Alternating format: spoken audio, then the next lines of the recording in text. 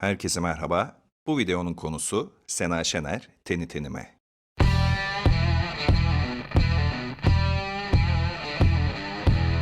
Şarkı 5 farklı ritim cümlesinden oluşmakta.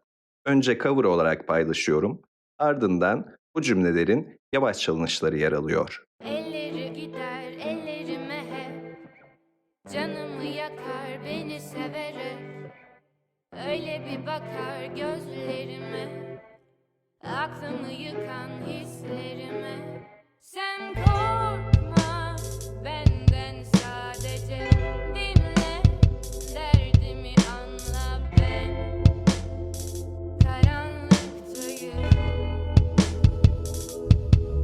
Ben korkmam senden, sadece her şey çok uzak gelir, ben hep yalnızdım.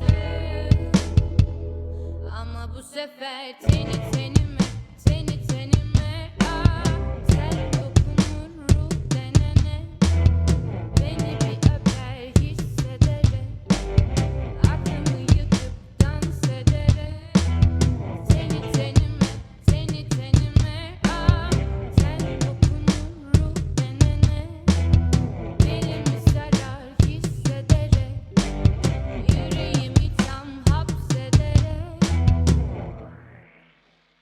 Elleri uzar düşlerime de, içime siner koku giderek, ruhunu açar sözlerime, aklımı yıkan hislerime. Sen korkma benden, sadece dinle, derdimi anla, ben karanlıktayım.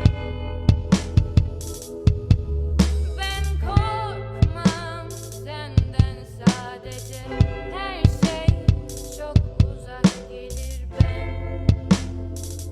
hep yalnızdım.